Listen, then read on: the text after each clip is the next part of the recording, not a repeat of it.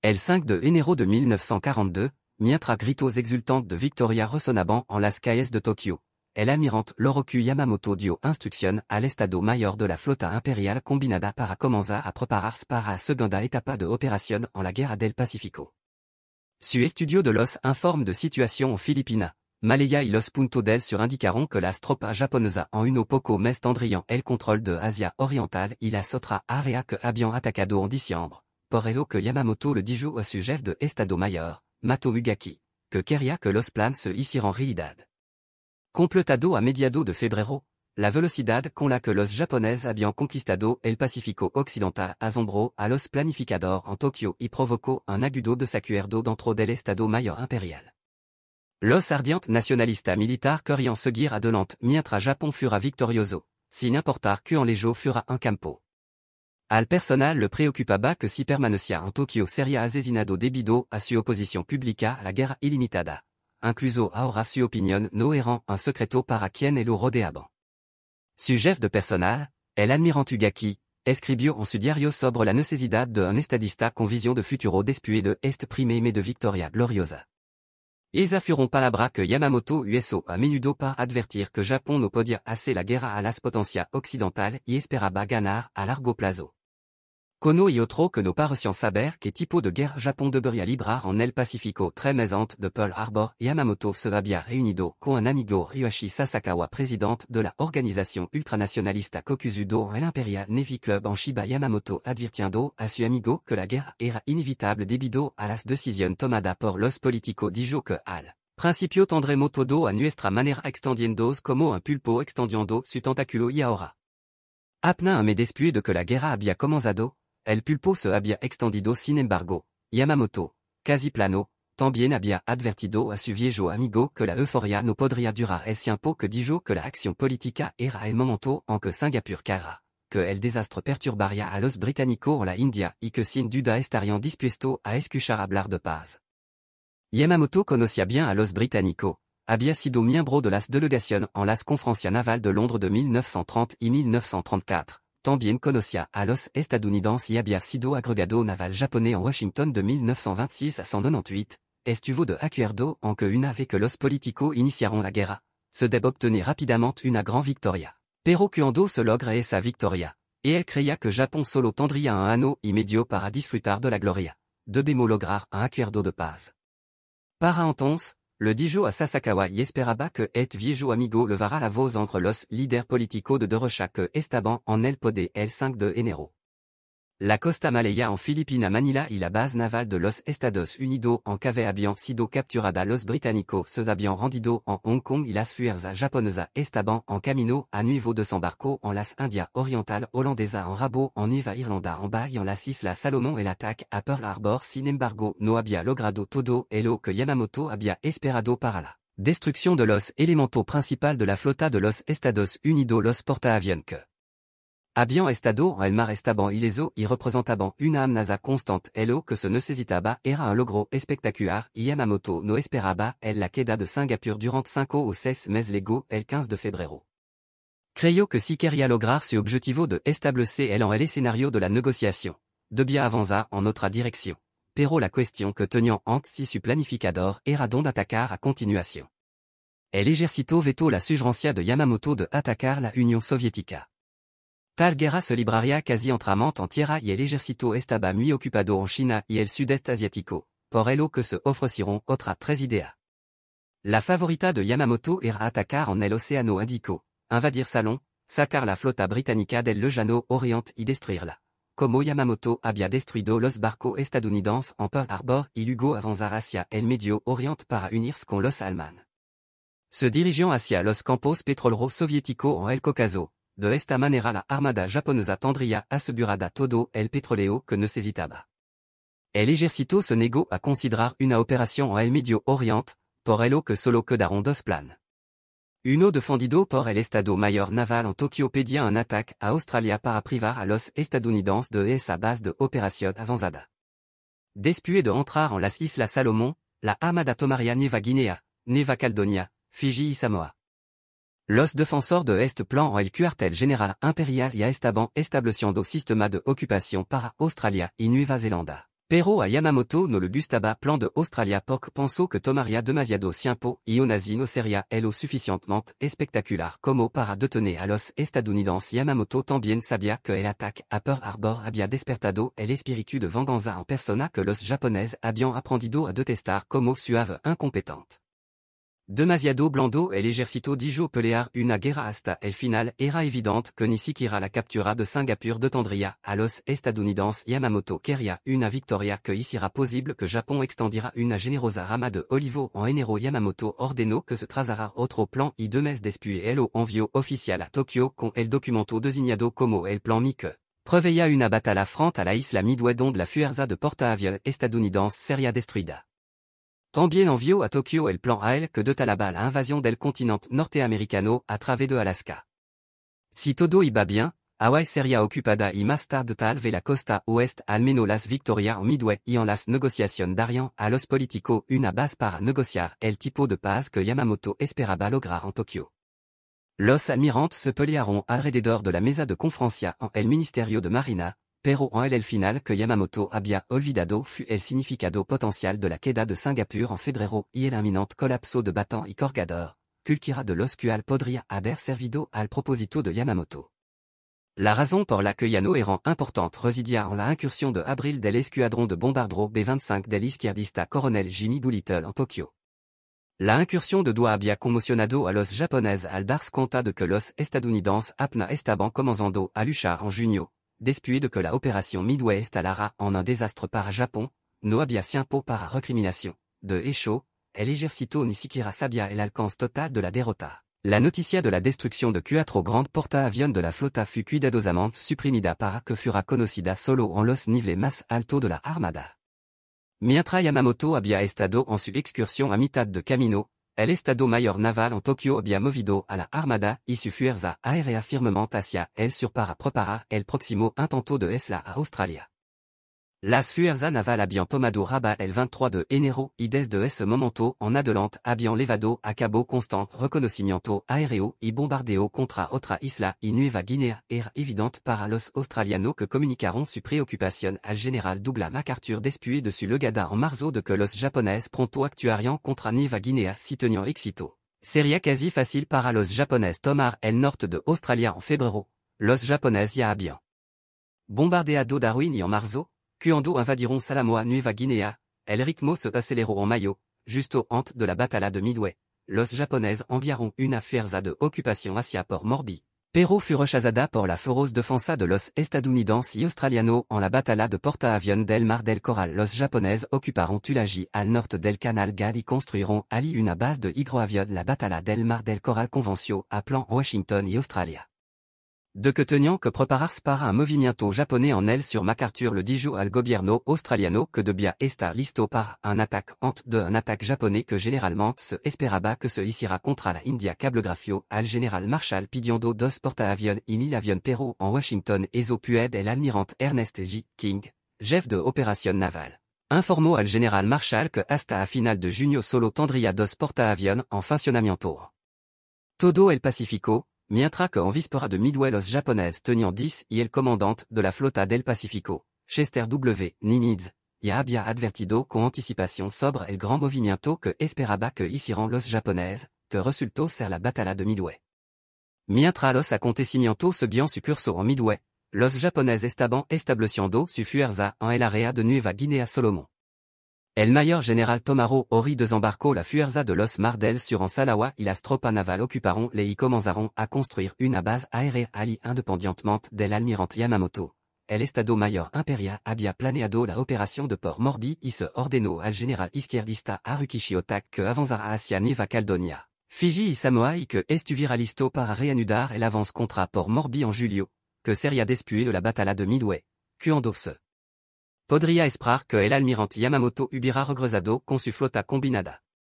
Se esperaba que esa gran fuerza de portaaviones protegiera este nuevo movimiento a pesar de la derrota en Midway, que se informó como una victoria para las fuerzas en el campo. Alterar su plan un día después de que Midway los australianos informaron al general MacArthur que los japoneses estaban listos para moverse en vista de la victoria de Midway.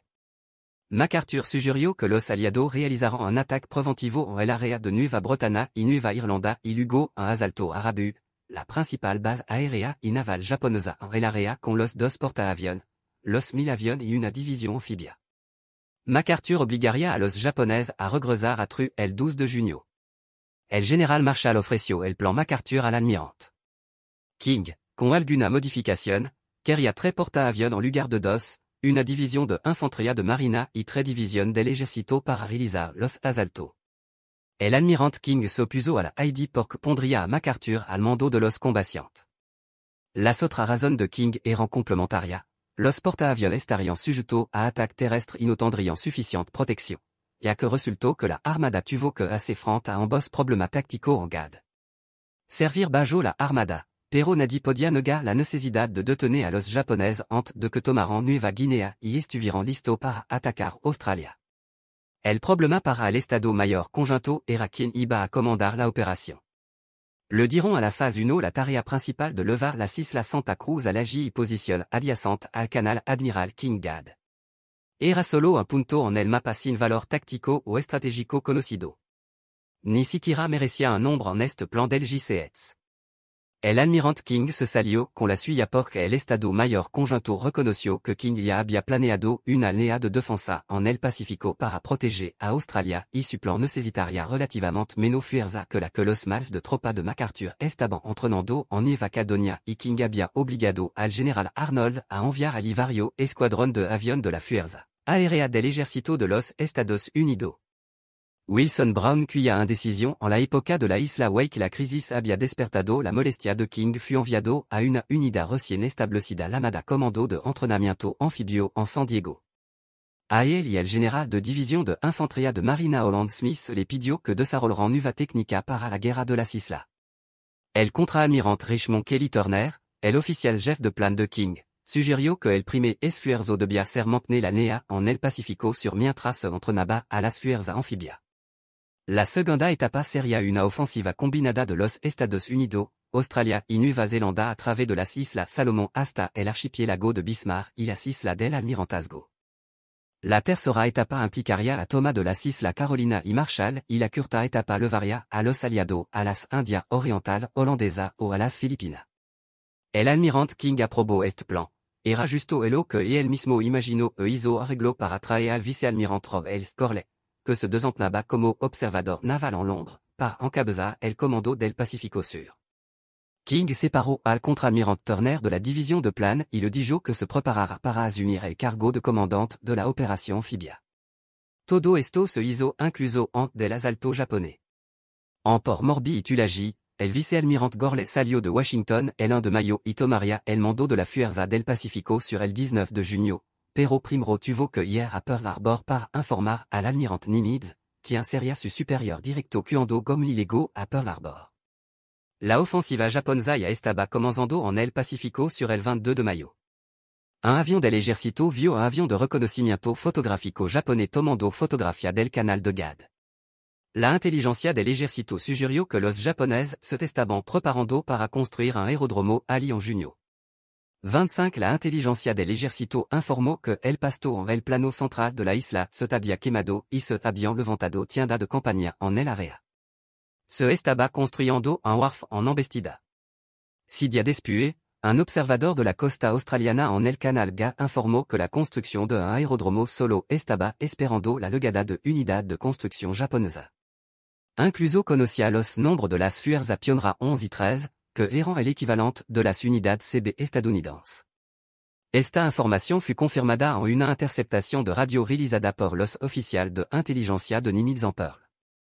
El grupo de inteligencia de radio de la flota del Pacífico de Harbor, que había roto parte del código naval japonés, recibió un mensaje que decía que las fuerzas pioneras 11 y 13 llegarían a su destino el 4 de julio y la inteligencia de la flota sumo decidió. El almirante Turner estaba visitando Pearl Harbor ese día en su camino para prepararse para el desembarco anfibio en algún lugar del Pacífico sur cuando el almirante Nimitz recibió el informe de inteligencia por radio. En Wellington, donde abordó su buque insignia, el USS Coley, el antiguo barco de pasajeros de Graceland, Santa Barbara, Sutarea era entrenar todo un grupo de trabalho amphibio en un mientras torner comenzaba a mover barco y ombra alrededor. El almirante Gormley estaba en camino a Melbourne para conferenciar con el general MacArthur. Gormley salió de Nueva Zelanda con la capzalona de pensamiento sombrío sobre la tontería de intentar organizar una operación anfibia cuando nadie sabía cómo hacerlo. MacArthur, que tenía su propia razón para no gustar el plan estuvo completamente de acuerdo con él. También estuvieron de acuerdo en que con los aviones disponibles no podían garantizar que the landing tuviera suficiente cobertura aérea después de que toda esta réunion ocurrió el 18 de julio y los aterrizajes se realizarían en 3 semanas. Enviaron un despacho a Washington recomendando que la opération se pospusiera, pero King no estaba contento con ese mensaje. King le había dicho a su nuevo comandante que le estaba entregando un trabajo difícil y que no podría dar la herramienta adecuada hasta tal vez el otoño. La respuesta fue no. La invasión procedería según el planeado ahora, Gorley había dejado a Washington convencido de que Estados Unidos no estaba preparado para una acción agresiva en el Pacífico Sur. Su pesimismo aumentó cuando intentó y fracasó en lograr que CBS y otra unidad fueran enviadas inmediatamente a Nueva Zelanda desde el principio. El plan de invasión del Canal Gad se destacó por falta de inteligencia. Todos los comandos involucrados sabían que había una operación a la vista, especialmente después del 10 de julio, cuando el almirante Nimitz envió al almirante Gormley su orden de operación. La principal base aérea japonesa estaba ubicada en Rabaul. Los aviones de ISOS Campos podían detenerse en el canal Guadal para repostar y bombardear Australia. Dice el informe de los servicios de inteligencia aliado que llegó a King contenía solo un comentario casual sobre la construcción del aeródromo en Gad Canal y uno día más tarde un informe ubicaba el campo en el lado equivocado de la isla. A final de julio, los japoneses habían completado el aeródromo y de regreso al cuartel general de la flota combinada en Japón. El almirante Yamamoto dio orden de que la primera misión preparada saldría de Rabaul el 14 de agosto como comandante de la operación general de los Estados Unidos.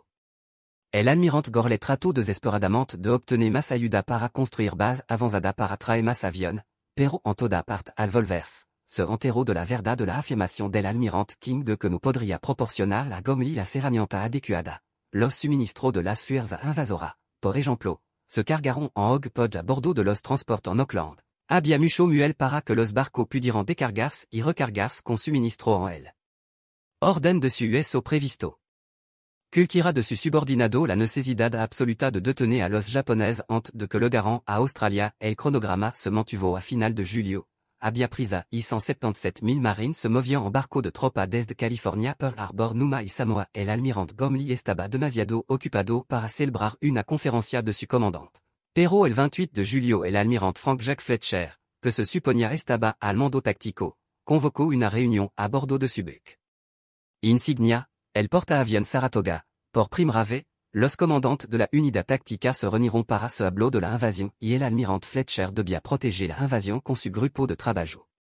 El almirante Turner debía entregar las tropas del general de la marina Alexander Van de una vez que los marines hubieran tomado la isla. Se trajeron tropas de la guarnición, pero esta operación se convocó tan apresuradamente que nadie había previsto que se mantuvieran tropas en reserva. No había más sombra disponible en el Pacífico Sur. La reunión en el Saratoga no fut feliz. Fletcher comenzó anunciando que protegería el landing en Gad Canal durante solo 2 días insistió y los miembros del personal de Gorley en la reunión coincidieron en que no se debía arriesgar a los transportistas. Fletcher estaba tímido 31 que toda la operación fut una tontería. Apresurado y condenado. El almirante Turner, que tenía una mejor idea del panorama militar global que cualquier otro hombre en la cabina ese día, reprendió a su superior.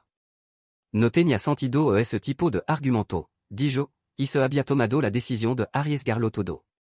Era su trabajo cumplir las órdenes.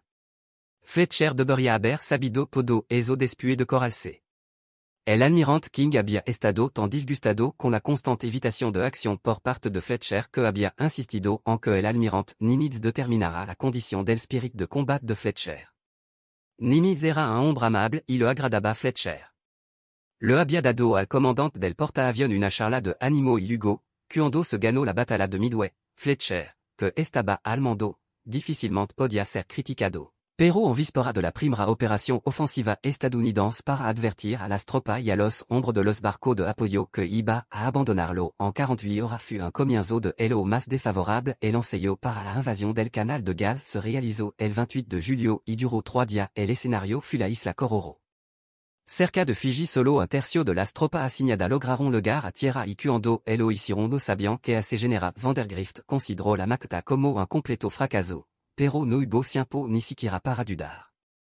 El 31 de julio, los marines estaban de regreso a bordo de los transportes que se dirigían al canal de Galles en la tarde del 6 de agosto, cuando el grupo de trabajo de 75 barcos se acercaba a las Islas Salomón. El almirante Fletcher se separó nerviosamente de su portaavión.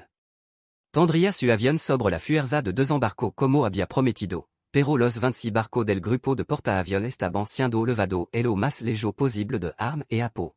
Eso si la inteligencia estadounidense era así. Defectuosa en cuanto a permitir la construcción japonesa del aeródromo en el canal Guadal, la inteligencia japonesa fut aún más defectuosa porque mientras la flota de invasión de los Estados Unidos se concentraba en el Pacífico sur los japoneses no tenían ni idea de un próximo ataque en julio de 1942 el ejército japonés estaba preocupado por tratar de capturar Nueva Guinea. Como punto de partida para su operación contra Australia y Nueva Zelanda a fuerza de los mar del sur del mayor general. Tomaro H desembarcó 2000 tropas cerca de Buona después de capturar Buona, el plan japonés de construir aeródromo allí como preludio a un nuevo ataque a Port Moresby. En julio el poder aéreo japonés se concentró contra Port Moresby. Los bombarderos y caza barrieron los par y los aeródromos casi todos los días después de los desembarcos japoneses. Las fuerzas japonesas de IA también fueron llamadas para apoyar la cabecera de la playa y en los primeros días de agosto su atención se fijó en el nuevo drive. Las fuerzas aéreas combinadas australiana y estadounidenses respondieron con incursión en las bases aéreas japonesas en les durant estos preparativos. Aguas japonesa tranquilamente se estaba preparando para las próximas operaciones aéreas sobre Australia y luego vería que acción se tomaría a continuación en preparación. El 3 de agosto los grupos aeronaves estacionados en la fueron traídos de regreso a Rabaul para estar listo para las operaciones del canal Guadal que comenzarían la semana siguiente durante la primera semana de agosto. Los cielo del Pacífico sur estaban nublado y solo un puñado de avión de búsqueda japonés tomaron el cielo ninguno de ellos encontró a la armada estadounidense que navegaba hacia el canal Guadal. Los aviadores japoneses volando desde Rabaul se sorprendieron al encontrar avión de portaaviones estadounidenses en los cielos alrededor de Bual et habían dicho que los portaaviones estadounidenses fueron destruidos en Midway. Los pilotos asumieron que los portaaviones estaban operando con fuerza australiana que habían marchado a través de las montañas Owen Stanley en realidad estaban entrenando para la invasión del canal Gad Nadi en el alto mando imperial o en el campo sospechaba una próxima invasión después de su 8 meses de victoria continua. Era difícil para los japoneses creer que los aliados podrían lanzar una invasión marítima si se le hubiera sugerido la idea que lo harían el estado de acuerdo con el general MacArthur y el almirante Gorley en que tal invasión casi no tenía posibilidad de éxito, por lo que cuando la fuerza expedicionaria estadounidense avanzó hacia el canal Gad disfrutó del elemento sorpresa el 4 y 5 de agosto. Los 75 barcos navegaron bajo un cielo nublado y el 6 de agosto la flota se movió a través de ráfagas de lluvia casi todo el día. Pero cuando amaneció en la mañana del 7 de agosto, el cielo se aclaró, lo que significaba que los aviones de transporte tendrían buena visibilidad para sus ataques. La flota se dirigió al cuartel general en 5h30 y a las 6h los portaaviones lanzaron su primer ataque a los aviones Wasp, Saratoga y Enterprise. Les asignaron objetivo en la isla del canal Guadal et la Gigavutu Itano. Los japoneses habían establecido una base de aviones en Gavutu Itan Mogo que estaban conectados por una calzada. Los aviones japoneses habían sido mantenidos abajo el día anterior por el mal tiempo. El grupo de trabajo del almirante Fletcher informó sobre avión no identificado durante el día. Pero y así japonés o un avión del general el mando de MacArthur era indeterminado. En cualquier caso, los japoneses no se despertaron hasta las 6h12 du matin.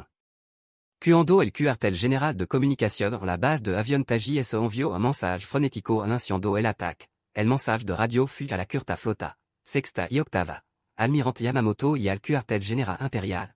Era simple y conciso: un fuerte bombardeo enemigo en progreso. El tiempo se había despejado y los aviones volaron hacia cumulo disperso a la luz de un cuarto de luna. Los caza y bombarderos se pusieron en marcha en su misión asignada. Ocho Casa lidrado por El izquierdista el H. Bové despegaron del entreprise para atacar. Los avión de Guadalcanal, los barcos PT, las instalación de tropa y los depósitos de suministro, no encontraron avión ni barco PT y bombardiront los edificios en el aeródromo en long point, mientras que otro ocho casa del entreprise mantuvieron una patrulla aérea de combat sobre el transport. Déportés desde las 6 hasta las 8 heures, cuando fueron reemplazados por otro, los bombarderos comenzaron a atacar Taji y el área de l'airpoint, pero no se vio actividad aérea enemiga en toda la mañana. Los estadounidenses lo tuvieron todo para ello y los únicos aviones danado fueron los heridos en accident operativo. Los aviones de los otros portaaviones atacaron la base de hidroavión en Gavutu. La sorpresa fut completa. Los aviones estadounidenses llegaron y comenzaron a bombardear y ametrallar los aviones marinos en el Aga. Destruiron 9 hidroavions similares al Cero, un hidroavión Kawanishi de 4 moteurs y 8 hidroavions que funcionaban como avión de búsqueda y bombardero. Playa que los marines pronto invadirían antes del avance los marines en las cubiertas de los transportes podian ver las alta montana de la isla que era su objetivo. El transporte se deslizó a través del estrecho Cuello que corre el canal Gad y las islas Savo hacia el canal Seoc mientras Dan Rose los canons de los buques de guerra de escolta dispararon y destellos de luz iluminaron la flota prácticamente no. Hubo fugo de respuesta el bombardeo de los cruceros y destructores que los acompañaban los barcos de tropa iniciaron incendio a lo largo de la costa. Un depósito de petróleo explotó enviando la más saltando en el silo a las 8 heures después de 2 horas de bombardeo y bombardeo de la isla. Las lanchas de 2 barcos comenzaron a moverse hacia la costa norte al este del punto más largo. Los marines estaban nerviosos. Ni ello ni los oficiales tenían experiencia práctica en tal aterrizaje, ya que esta era la primera invasión anfibia estadounidense desde la guerra hispanoamericana. A las 9 heures las tropas estaban desembarcando en el canal Guadal. No encontraron resistencia porque los japoneses habían huido a las colinas. El avance fut ridiculement facile. Los marines pronto vieron qu'en completamente habían sorprendido al enemigo. Llegaron los cuarteles de madera de aceros en los que nunca se había dormido, encontraron una tienda de campaña con una mesa de desayuno llena de fuentes y cuenco de carne, arroz y ciruela cocida. Había cuenco de arroz medio lleno esparcido por todo lado. Los palios cayeron apresuradamente sobre la mesa o sobre las estras de paja del suelo. Las propias tiendas explicaron por qué los japoneses se habían ido tan rápidamente, fueron destrozadas por la metralla y algunas fueron derribadas por los bombardeos de los buques de guerra antes del desembarco, pero cualquier infante de marina que tuviera gana de celebrar la facilidad con la que habían tomado su primero objetivo, se avecinaban algunos chocs. Era cierto que los japoneses habían sido sorprendidos en el canal Gad y no habían atrincherado ni creado fortificación permanente porque la mayoría de los hombres eran tropas de construcción, no hombres de combat, sino en Taji. El primer batallón de asaltantes marino del coronel Merritt Edson y el quinto batallón del segundo marine habían encontrado una fuerte resistencia. Alrededor de 250 japoneses estaban ubicados en esta isla. Los japoneses eran tropas del destacamento de la base aérea de Yokohama bajo el mando del capitán Asik Miyazaki eran luchador experimentado y dedicado. Los primeros raiders de Edson eran las tropas estadounidenses más duras en el Pacífico. Todo eran voluntarios elegidos entre las filas de una fuerza. Conocido por su cualidad de lucha, el concepto de raider provino de la recomendación del coronel izquierdista Evans Carlson para la creación de una fuerza de comando y la experiencia de Carlson había incluido un periodo de servicio de varios meses con el ejército de la octava ruta comunista chino en su lucha de guerra contra los japoneses en el norte de China. Los raiders de Edson se habían entrenado durant muchos meses en condiciones espartanas y cuando llegaron a Guadalcanal ya tenían una reputación poderosa, ya que resultó que necesitarían todos los trucos que habían aprendido y aprendrían alguno nuevo. El primer contacto entre tropas estadounidenses altamente entrenadas y experimentados veteranos japoneses desde que comenzó la guerra en diciembre. Los japoneses tenían una reputación aún más temible que la de los batallones de asaltantes, obtenida a través de la marcha phénoménalement rápida de su fuerza a través de Filipinas, Malaya y las Indias orientales durant meses. Tokio había alardeado de su victoria y la mitad del mundo había legado a creer que los japoneses eran invencibles, una reputación que el alto mando imperial se complacía en ralentar a los Tulagi en ese momento fut, en cierto sentido, el primer campo de prueba en el que aterrizaron las tropas de Edson. 8h15 du matin en la parte noroeste de la isla y al principio la marcha no parecía mucho más difícil que en el canal Gad, encontraron cierta resistencia de alguno puesto avanzado. La parte noroeste de Taji estaba cubierta por una espesa selva, pequeño árbol, vin y bougainvillea con su hermosa hoja y espina afilada. Al principio, el terreno parecía ser el peor obstáculo. Edson perdió solo a un hombre y es contra un francotirador cuando los marines le llegaron a la playa. Edson planeó moverse por tierra hasta una cresta que corría a lo largo de la isla y Hugo. Trabajaron a lo largo de la cima de esa cresta limpiando las ladras a medida que avanzaban hacia el sur, pero el terreno era tan difícil que le tomó 3 horas a los hombres abrirse camino a lo largo de una milla y media de terreno elevado. Habiendo alcanzado la nea de la cresta, los marines avanzaron, salieron de la jungla y corrieron directamente hacia la defensa central japonesa construida en la ladra. Los japoneses habían construido refugio y tronra de roca y habían colocado su ametralladora con cuidado para crear campos de fuego entre las ados. Descubriron que al trepar por los acantilados podían arrojar carga de dinamita y granada en los refugios y ese era el método que tenían que usar para avanzar una vez que un refugio era volado.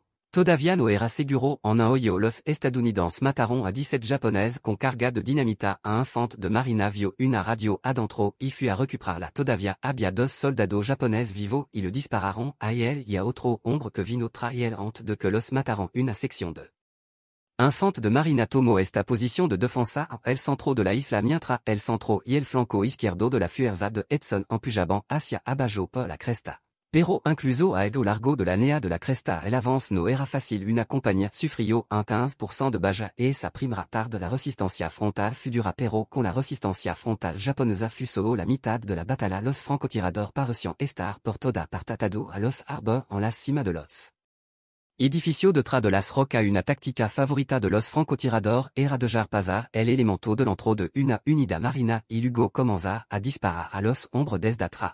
Este movimiento casi siempre significaba la muerte. Para el francotirador, pero generalmente no antes de haber causado varia baja y una cosa que los primeros raiders aprendieron ese día fut que el pequeño rifle japonés calibre 25 y la bala de ametralladora eran más propensos a herir que a matar. Lo cual desde el punto de vista japonés fut satisfactorio ya que se necesitaron tropas y recursos adicionales para cuidar a los heridos. Los campos de fuego que se volverían tan familiar en mes posterior a medida que los marines avanzaron, se toparon con Crossfire y Edson se detuvo porque se acercaba la oscuridad y este no era el momento para sondear los peligros conocidos. Y esa noche los marines en Tulagi tuvieron otra nueva experiencia. Los japoneses, sabiendo que eran superados en número y sin ninguna posibilidad de supervivencia, organizaron uno de los contraataques desesperados y mortal por los que se volverían infames. Esperaron hasta que el perímetro de los marines estuvo en silencio y luego a las 10h30 du matin se abriron paso entre 2 compañías y rodieron a una de ellas. Los marines lucharon en su trinchera y al aire libre usando armas, ametralladora, granada y cuchillo. Los japoneses avanzaron por la cresta hacia el puesto de mando del coronel Edson y llegaron a un punto a 50 metros de él. Finalmente, los marines dominaron a los japoneses y los hicieron retroceder. Pero no antes de que una compañía hubiera perdido la mitad de su suboficial. Al día siguiente, 8 de agosto, más tropas desembarcaron en Tulagi hasta que había 7500 en el front. De ese lado del canal Sir, los asaltantes de Edson y los hombres del quinto batallón del segundo de marine comenzaron a moverse nuevamente hacia el extremo sureste de la isla. Uno por uno, atacaron las posiciones de ametralladora du Jean en las ladras empinadas del antiguo campo de cricket desde una cueva. Sacaron a 35 japoneses muertos, alguno de ellos ya podrido y apestoso, pero otros murieron en el último momento de la defensa de la posición. De esto los estadounidenses dedujeron apropiadamente que la táctica japonesa era mantener una posición hasta el último a menos que se les ordenara retirarse. La disciplina de las fuerzas armadas japonesas aquella tropa que se rendieron en el canal eran en su mayoría miembros de batallón laborista, no tropas de combat. Los traders ese segundo día encontraron dosna de ejemplos de un espíritu que no habían visto en du goût. Acorralaron a 3 oficiales japoneses que al final solo tenían una pistola cargada en reloj mientras los marines estaban listos para realizar el asalto final. Huaron 3 disparos cuando entraron al du goût. Companro y el mismo en esos primero dia esta actitud suicida sorprendió a los marines era difícil para un estadounidense entender como hombre acorralado o herido sin esperanza de sobrevivir en suyo sabiendo que el enemigo tenía un avantage material y numérica casi invariablement algérien la muerte para rendirse, tomó algo de tiempo acostumbrarse. Pero después de que algunos japoneses fingiront rendirse solo para sacar arma o bayoneta para atacar a su captor o explotar. Granada para matarse a sí mismo y a su enemigo, los marines tomaron a los japoneses en su propio término. Ese segundo día prácticamente no se logró controlar ningún nuevo intento de persuadir a los soldados japoneses para que rindieran Tulagi, o que no todos los japoneses en la isla habían sido asesinados durante día después. Los francotiradores japoneses acusaron a las tropas estadounidenses hasta que el último francotirador fut asesinado. Uno puede tener una idea de la terquedad de la lucha en Tulagi por la experiencia del sargento de artillería Angus Goss. Se había adelantado a su hombre para atacar una cueva cerca del campo de cricket. Los japoneses habían disparado esporádicamente desde esa posición. Se acercó lo suficiente para lanzar granada de mano dentro de la cueva y los marines habían sido entrenados para tirar del pasador de anillo de la granada en forma de Evo, contar lentamente y escuchar la explosión.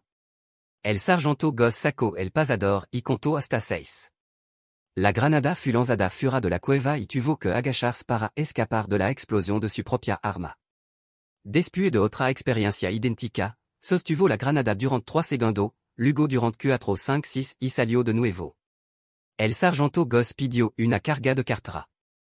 Bolsa lena de dinamita que usualmente se usa para volar edificio metió la carga la preparó y retrocedió un poco los japoneses sacaron la carga de la boca de la cueva la dinamita explotó y clavó una piedra se hastía en la pierna de Goss la herida no era lo suficientemente grave como para llamarlo la atención pero le dolió lo suficiente como para enfurecerlo tomó su metralta. Y se lanzó hacia la cueva lanzando fuego mató a 4 soldados japoneses y contó a otro 8 que habían muerto antes.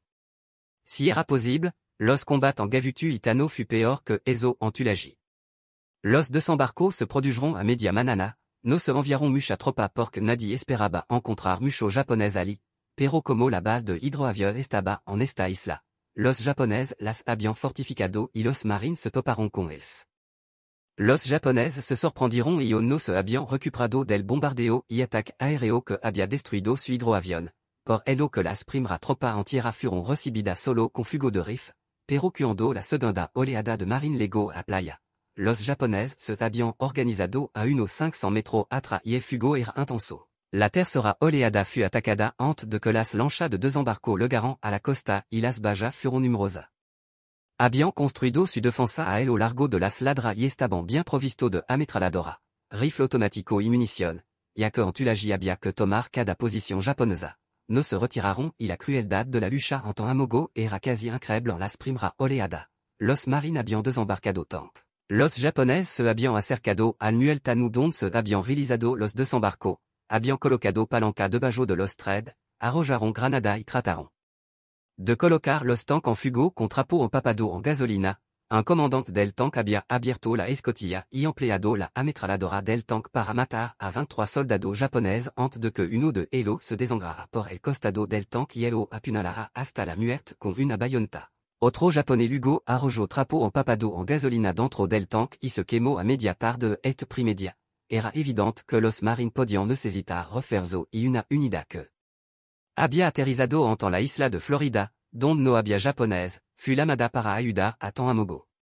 Pero los marines no pudieron asegurar la corvia que unía las dos pequeñas islas. Se ordenó que los refuerzos se desplegaran en Amogo y a la noche se le dieron 5 minutos de bombardeo preparatorio desde buque naval.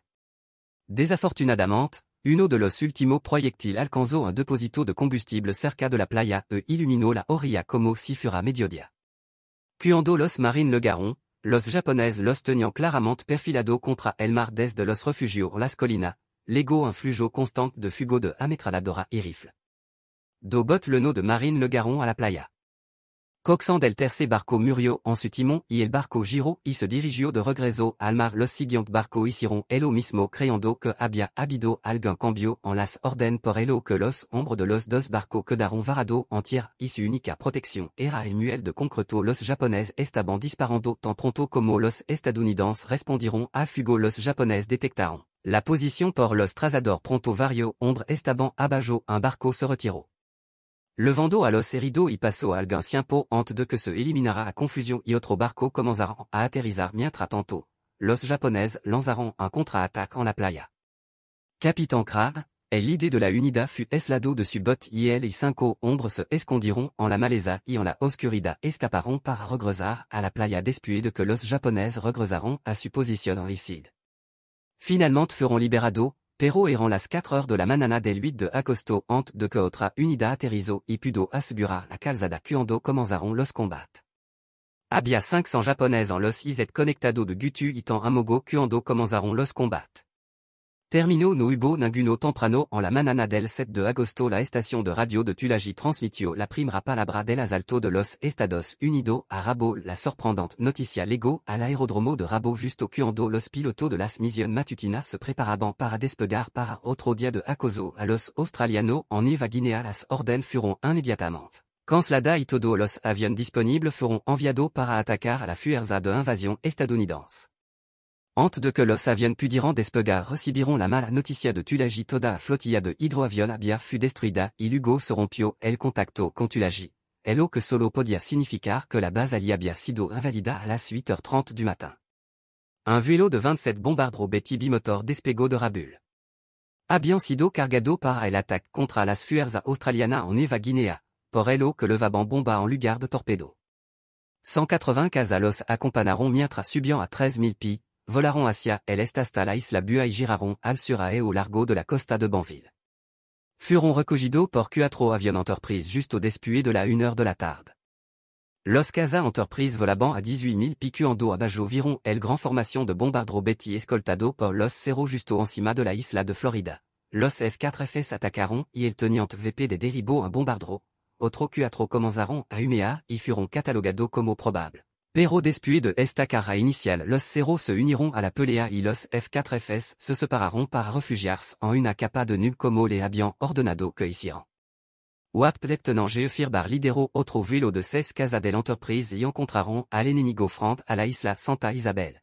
Los Cerro entraron rapidamente 10 de Elo y atacaron a tres de los casas los 3 F-4Fs fueron derribados los otros 3 casas estadounidenses atacaron a los bombarderos y en RN derribó a una Betty la primera muerte de un Cerro fut échappé un radio electricista dos caminos pero los Cerro los persiguieron con fuerza y los F-4Fs se agacharon entre las nubes para esconder sabía di Cerro después de Elo en dos formaciones y entraron observando la regla japonesa. Nunca dejes que tu compañero se pierda de vista. Atacaron a los F-4Fs desde el lado de estribor y la barra de fuego izquierda y alistaron al piloto W.S. Stevenson Jr. y al piloto maquinista. Warden fut derribado. Uno de los vigilantes de la costa recogió una barra de fuego del agua frente a la isla de Santa Isabel. Un canal de Gad. El vigilante costero envió una canoa para rescatar a Warden en esa misma isla, pero Stevenson no fut encontrado a bordo de los otro portaaviones. Los bombarderos eran objetivo mucho más fácil. 6 casas del vuelo 323 chocaron contra bombardero enemigo en un punto más largo y derribaron a 4 de Elo. Machiniste de Runan destruyó sin ayuda de nadie poco después de las 2h30 du matin por la tarde, cuando los bombarderos japonés Betty y los Zero Ficter comenzaron su recorrido sobre las islas. Los vigilantes costro estaban en alerta por Edward Mason, un plantador de copra ancien pot de paz. Estaba estacionado en malade y en Banville con vista a bien a las 9 heures de la mañana envió un mensage de que 24 bombarderos japonais se dirigeant hacia el canal Gad, todavía estaban a 400 mots de Horaí. 4 horas del objetivo cuando ese mensage fut transmitido desde Pearl Harbor a la flota, ese mensage llegó a la flota de invasión en abundancia. De tiempo para los preparativos la reacción del más cambra uno de los cruceros australianos fut típica cuando llegó la noticia el segundo del boson transmitió el mensaje el barco sera atacado al mediodía por 24 torpedos todos los tripulantes irán a cena a las 11 heures y los torpedos llegaron justo a tiempo los casas estadounidenses treparon por encima de Elo a 20,000 pi. Cuando los bombarderos llegaron a la costa norte del canal Gad y observaron la flota de invasión al mediodía el portaaviones estadounidenses los casas y los canon de los barcos estaban listos para Elo por primera vez en el Pacífico Sur. Los japoneses estaban sintiendo los resultados del contraataque. Los avions de combat estadounidenses furon bastante effectivo contra los bombardros bimotor de los 24 Betty que finalement le garon a canal de Gad. Todo menos uno furon derribado y el único dano sufrido en ese primer attaque fut el destructor Mug Buford, que fut alcanzado por una bomba contra los cazaceros. Sin embargo, fut una historia diferente. El oficial piloto Soro Sakai, el IDS de Japón, estaba entre los 18 elegidos para Sakai estaba desconcertado por las tácticas estadounidenses. Los pilotos de la Armada se lanzaron contra los Zero, pero si falaban en el primer pas, se dispersaban y evadian. Habían sido bien instruidos por su oficial de inteligencia que sabían que el Zero superior en capacidad de girar y escalar. Así como más rápido después de una batalla sombría y hábil, Sakai derribó un F-4F y un bombardero en picada. SBD que por si solo saltó 4-0, varios otros pilotos japonais mataron mientras se perdía un 0. El piloto Sakai atacó a un grupo de torpedros SBD pensando que eran casa y se topó directamente con 4 ametralladora tripulada por artillero trasero que el tenían secuando lego a su 0 fut gravement destrozado y gravement herido. Pero logró volar el avión de regreso a Rabaul y aterrizarlo antes de colapsar en el air. Los japonés todavía tenían una ventaja temporal en la calidad del cero pero y a los estadounidenses en su F-4F estaban comenzando a aprender a usarlas.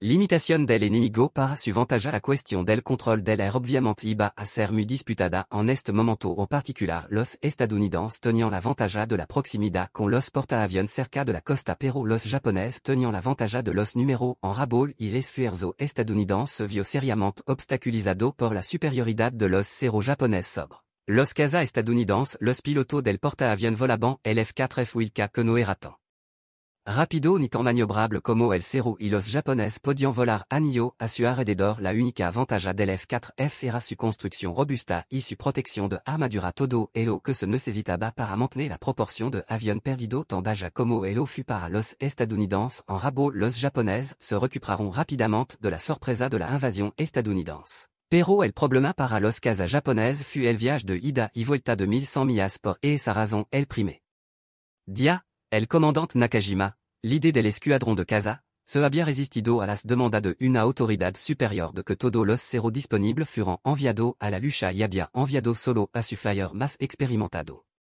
Pronto enviaría otro y las pérdidas se volvieron más graves en gran parte debido a las grandes distancias que debía atravesar Nitfall. El primer día que la invasión de los Estados Unidos parecía segura, las tropas estadounidenses se habían acercado al aeródromo y no habían encontrado ninguna resistencia sustancial. Un prisionero fut capturado e indicó que solo había alrededor de 600 tropas de combat de comunicación en la isla y 1400 trabajadores y que habían huido al lado opuesto. El almirante Turner había trasladado a 11 marines a tierra y grand montón de munición, alimento y otros suministros abarrotaban las playas. El general Vandergrift había notado que la fuerza de la playa estaba incapaz de asimilar los suministros, pero temiendo que los transportistas se mudaran pronto, se alegró de ver que los suministros on le gaban. Estableció una segunda cabecera de playa, pero pronto estuvo tan luna como la primera a las 8h40 du matin. En la manana del 8 de agosto, el vigilante costero Jacques Red en el paso de Buavio 45 bombarderos en picado japonés que habían despegado de Cavan. 30 minutos después, Pearl Harbor repició la transmisión a los barcos. Los aviones de transport atacaron y destruyeron muchos de los bombarderos enemigos, pero ese día los barcos de los Estados Unidos no escaparon ilesos. Un bombardero en lama se lanzó a la cubierta del transporte George F. Elliott y le prendió fugo. Un bombardero en picado envió un torpedo al destructor Jarvis, de Jandolo fura de combat et sa manana. Del Enterprise y los otros portaaviones despegaron en su misión y encontraron el silo despejado, ametrallaron y bombardearon concentración de tropas a lo largo del río Tenaro y trabajaron sobre el aeródromo nuevamente alrededor de las 10h. Casa del Enterprise descubrieron un grupo de torpedos japonés que se acercaban a baja altura sobre la superficie del lago para atacar los transportes. Los estadounidenses los atacaron. Maquinista uno derribó un bombardero y un caza en VHH Rose derribó dos torpedos bimotor y en JD Schumacher derribó otro que fut el final de la actividad aérea del día al caer la noche. Los Enterprises luchando contra 6 contaron su pérdida 6 pilotos derribado por 0. Los caza japonés 0 todavía tenían la ventaja en experiencia y aeronave pero los pilotos americanos ya estaban empezando a aprender los trucos del oficio. El comandante del Enterprise Air Group concluyó que El Cerro tenía dos debilidad principal potencia de fugo limitada e incapacidad para resistir el castigo debido a la tasa superior de maniobrabilidad de ascenso y capacidad de combustible del Cerro se advirtió a los pilotos del F4F que se quedaran muy junto y cuando eran atacado. Cada elemento de dos aviones debía establecer un movimiento de tigre girando constantemente uno hacia el otro, de modo que el par de F4Fs pudiera concentrar su potencia de fugo superior en el enemigo mientras. Sabiendo que su propio avión podían absorber una enorme cantidad de castigo en tierra. Los marines lucharon contra la feroz opposition japonesa en Tulagi Gavutu y Tamamogo en Tulagi. Sufriront 90 bajas pero tomaron el control de la isla al final del segundo día. La guarnition japonesa de 250 hombres luchó hasta el final. 3 hombres muriron, 3 se rendiront y el resto nadó directamente a la isla de Florida para continuar luchando en Gavutu y Tanambu. Los marines sufriront 250 bajas. La guarnition japonesa de 500 hombres fut aniquilada hasta el último hombre. La ferocidad de esta lucha en Tulagi contrastó marcadamente con el fácil avance de los marines en Guadalcanal. Ali, en la manana del 8 de agosto, los marines llegaron al borde del aeropuerto al que la Marion Henderson Field después de que un aviador murira en Midway. Estaban comenzando a desarrollar un desprecio por el enemigo. Ojala et Soet japonaise saliran y pelearan, dijo a un fond de marina en la audiencia de Richard Tracy, el corresponsal del Servicio Internacional de Noticias que había acompañado la invasión. Todo el que hace de correr hacia la jungla en la superficie, entonces los infantes de marina no pudieron pedir una guerra mayor, pero los oficiales estaban nerviosos y esa segunda tarde. Era demasiado fácil en el mar, los estadounidenses apparemment no tuvieron oposición. Una cuanta patrullera y embarcación auxiliar japonesa y uno o dos transportes habían sido capturados en la costa y habían sido destruidos en las primeras horas de la invasión. Al bombardear y bombardear solo en el air, los japoneses dieron a los estadounidenses pas, la mayoría de esos primeros bombarderos fueron destruidos, pero el costo de alcanzar los cerros fut de 21 de los 99 aviones de transporte del almirante Fletcher. Esa pérdida no alta según los estándares operativos convenció a Fletcher de que su décision de retirarse era acertada. A las 6 heures de esa tarde, Fletcher le pidió al almirante Gomley que le permitira retirar su porta-avión. Se retiró antes de tener una respuesta cuando el almirante Turner interceptó. Tras el envío de Fletcher, se dio cuenta de que la retirada del porta-avión lo dejaría sin cobertura aérea y se podía esperar que el número de aviones japonés aumentara drásticamente a medida que el enemigo derribara más aviones a través de la cadena de isla cuando Fletcher comenzó a retirarse. Los japoneses se estaban moviendo. En vigor cuando la palabra invasión fut lanzada desde el canal Guadalajara, el vicealmirante Jishimawa había reaccionado inmediatamente. El almirante Mawa era comandante de la octava flota japonesa y de la fuerza exterior de los Mar del Sur, lo que significaba que tenía la responsabilidad de toda la operación del Pacífico Sur. Su primer movimiento fut cargar 6 pequeños transportes con tropa y enviarlo con una escolta de destructores para reforzar la gare del canal de 2000 hombres, pero el convoi se topó con el submarino estadounidense S-38 que estaba operando desde Australia, tras la queda de Filipinas. El S-38 indio el transporte Mayo Maru con 342 hombres a bordo. El hundimiento, junto con los informes de la enorme flotilla de invasión estadounidense, convenció al almirante de que era demasiado peligroso en ese momento intentar reforzar la guarnición y llamó a los otros 5 transportes para ese momento. La asistencia naval japonesa ya estaba en camino al canal de Gad. Garrison envió su último mensaje. 5 cruceros pesados salieron de Cavan en el extremo norte de Nueva Irlanda. Tres de ellos se dirigían al noreste hacia la isla Manus en el grupo del almirantazgo y 2 se dirigían a Rabaul. El almirante Mawa pronto ordenó a los 5 cruceros que se apresuraran a Rabaul poco después del mediodía. El crucero Shoei acompañado por un destructor se trasladó al puerto de Simpson. Los otros 4 cruceros esperaron en el canal de San Jorge, entre Nueva Irlanda y Nueva Bretaña, a que el Shoei se reunira cuando llegó tarde esa tarde. Ella levaba al propio almirante Mawa y estaba acompañada por los cruceros Ligero Tenryu y Yubari, por ello que los japoneses se dirigieron hacia el canal Guadal con 5 cruceros pesados, 2 cruceros ligeros y un destructor mientras acercaban hacia el sur. El almirante Mawa compuso su plan de batalla reduciendo la velocidad. Podían retrasar su llegada hasta después de la medianoche del 8 de agosto y realizar un ataque nocturno sorpresa contra las fuerzas estadounidenses en la cabecera de la playa. El almirante sabía que los estadounidenses tenían varios portaaviones en esa zona mientras que él no tenía ninguno. Un ataque nocturno era una garantía de que él lo haría. No ser acosado por avión estadounidense ya que los estadounidenses no tenían antecedentes de competencia en operación aérea nocturna. De hecho, los estadounidenses no tenían antecedentes de competencia en ningún tipo de operación naval nocturna, mientras que este aspecto de la táctica se había convertido en una especialidad japonesa. El problema de Maesa tardera como acercarse al canal de Gad sin llegar demasiado pronto y aún así no revelar el elemento de sorpresa que tenía que atacar para apoyar a los defensores del canal de Gad, pero si podía sorprender al enemigo la efectividad sería enorme.